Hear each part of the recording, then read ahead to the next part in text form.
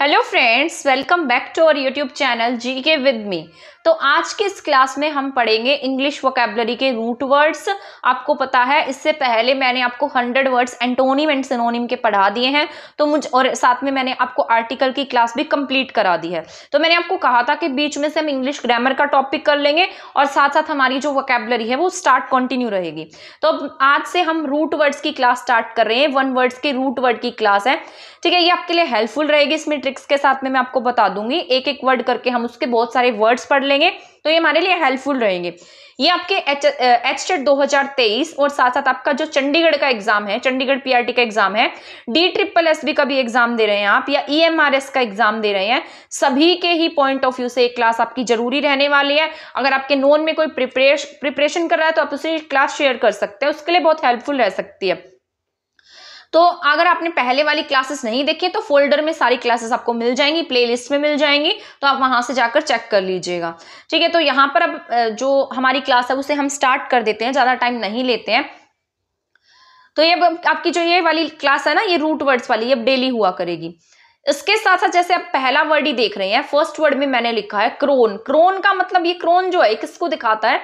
Time को दिखाता है। जहां पर भी आपको स्टार्टिंग में ये क्रोन वर्ड देखने को मिलेगा, मान लो आपके ऑप्शंस हैं, आपको वहां पर क्रोन वर्ड दिखाई दे रहा है और ऊपर क्वेश्चन में आपसे टाइम के बारे में पूछा गया है, तो आप आंसर में क्या टिक करेंगे? क्रोन वाला वर्ड टिक करेंगे। तो जो क्रोन वर्ड है वो किसे शो करता है? समय को शो करता है, टाइम को शो करता है। तो क्रोन का मतलब होता है समय या फिर टाइम। तो पहला वर्ड हमारा है क्रोनोलॉजी।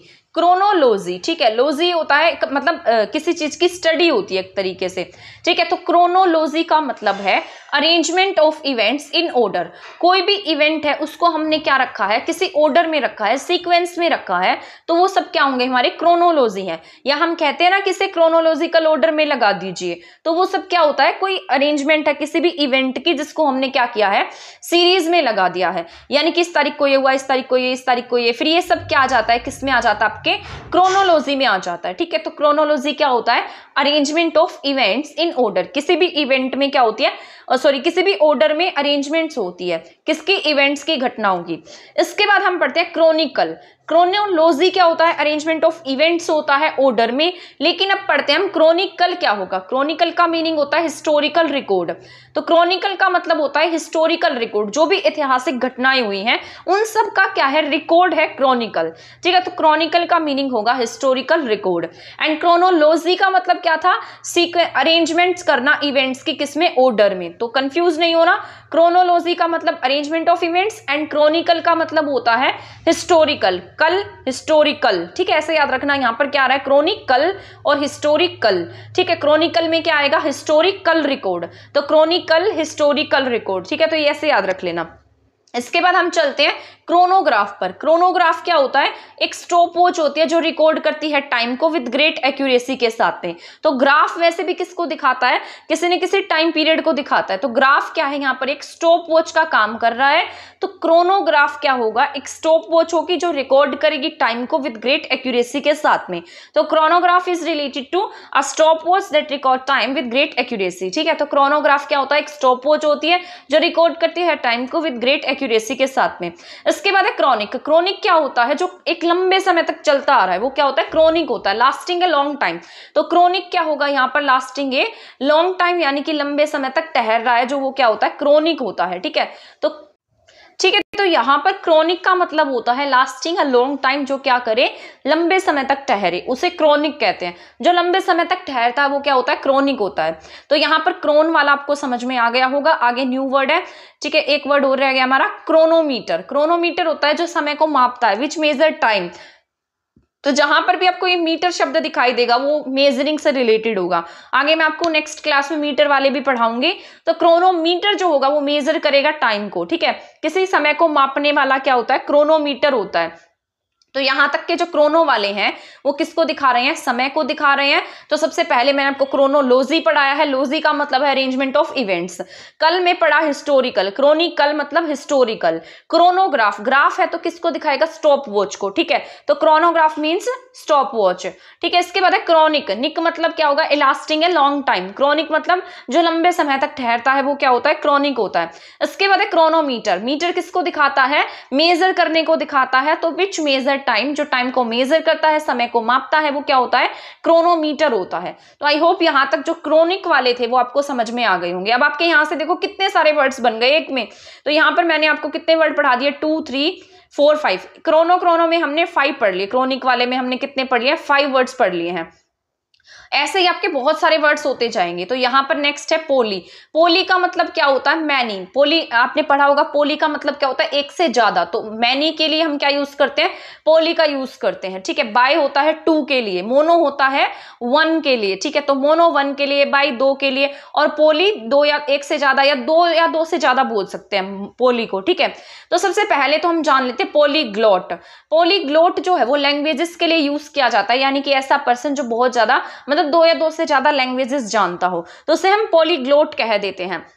जैसे हम पॉलीगन के बारे में पढ़ते हैं, पॉलिनोमियल इक्वेशंस पढ़ते हैं, वैसे ही आपका ये पॉलीग्लोट है, यानी कि जो बहुत सारी लैंग्वेजेस जानता है। ये ग्लोट शब्द किसके लिए यूज हो रहा है? लैंग्वेज के लिए। तो पॉलीग्लोट का मतलब क्या होगा? जो बहुत सारी लैंग्वेज जानता है, हु नोज मैनी लैंग्वेजेस, वो क्या होता है? पॉलीग्लोट होता है। इसके बाद नेक्स्ट पॉइंट है पॉलीगन। पॉलीगन तो आप हमेशा मैथ्स में भी पढ़ते आए हैं।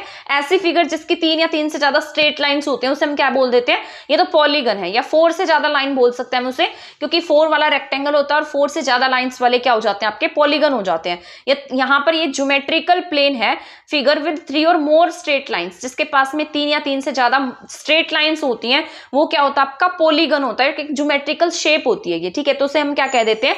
पॉलीगन कह देते हैं। तो पॉलीगन क्या होगा? ए ज्योमेट्रिकल प्लेन फिगर होगा विद 3 और मोर स्ट्रेट लाइंस, ठीक है। तो यहां तक का आपको समझ में आया होगा। इसके बाद मैं आपको पढ़ाती हूँ पॉलिनोमियल। पॉलिनोमियल भी आप हमेशा पढ़ते आए होंगे। पॉलिनोमियल होता है एक मैथमेटिकल एक्सप्रेशन होता है जिसके पास 2 या 2 से ज्यादा टर्म्स होती हैं। अब आपने इक्वेशन पढ़ी होगी, x की 4 प्लस y की 5 प्लस 3x², ऐसे आपने पढ़ा होगा। तो ये कैसी इक्वेशन हो जाती है? पॉलिनोमियल इक्वेशन होती है, ठीक है। तो यहाँ पर ये क्या हो जाएगा? पॉलिनोमियल हो जाएगा। एक मैथमेटिकल एक्सप्रेशन होगा विद मोर देन 2 टर्म, जिसके पास में 2 या 2 से ज्यादा क्या होती है? टर्म्स होती हैं। उसे हम किसके नाम से जानते हैं? पॉलिनोमियल के नाम से जानते हैं। अब हम पढ़ लेते हैं पॉलीएंड्री के बारे में। पॉलीएंड्री क्या होता है? A woman who has more than 1 husband. जो ये पॉलीएंड्री है ये किसके लिए यूज होगा? हस्बैंड के लिए। एंड पॉलीगैमी, पॉलीगैमी किसके लिए यूज होगा? जिसकी बहुत सारी वाइफ्स होती है, जिसने बहुत ज्यादा शादियां की होती है, वो पॉलीगैमी होता है। तो यहाँ पर है पॉलीएंड्री का मतलब होता है a woman who has more than 1 husband, जिसके 1 से ज्यादा हस्बैंड होते हैं, वो पॉलीएंड्री होता है। इसके बाद है पॉलीगैमी। पॉलीगैमी होता है a man who has more than 1 wife, जिसकी 1 से ज्यादा वाइफ होंगी, वो क्या होता है? पॉलीगैमी होता है। तो polygamy, man who has more than 1 wife. तो आई होप यहां तक पोली वाला जो मैंने आपको पढ़ाया ये समझ में आया होगा।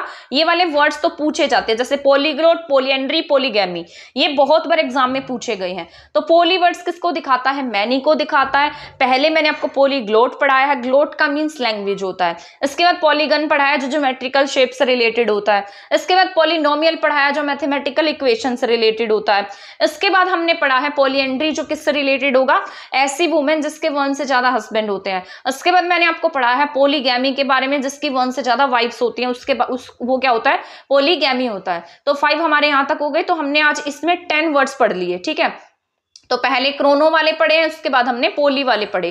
तो क्रोनो एंड पोली वाले हम पढ़ चुके हैं। इसके बाद कुछ 2-3 वर्ड्स और भी लिखे हैं मैंने, ये और पढ़ लेते हैं। तो ये हमारे लास्ट यहाँ पर 3 जो हमारे रूट वर्ड है ना, उससे हमने कितने सारे वर्ड्स पढ़े हैं वो कंप्लीट हो जाएंगे। तो यहाँ पर अब मैंने लिखा है मोर्फ। मोर्फ क्या होता है? फॉर्म होता है या किसी चीज की शेप होती है, आकृति होती है। तो मोर्फोलॉजी होता है, जैसे मोर्फोसिस होता है। तो मोर्फ किसको दिखाता है? किसी न किसी चीज की फॉर्म को दिखाता है, शेप को दिखाता है। तो यहाँ पर पहला वर्ड है मोर्फोलॉजी।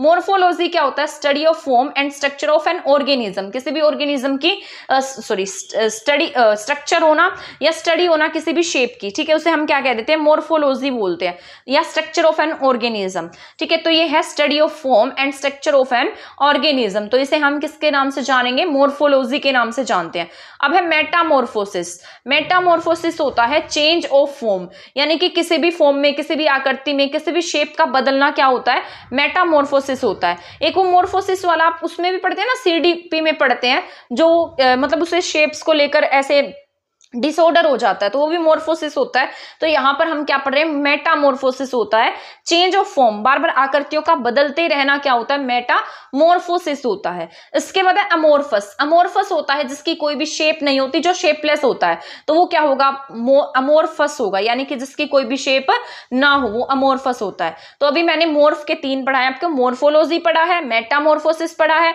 और अमोर्फोसिस पढ़ा है, ठीक है, अमोर्फस पढ़ा है।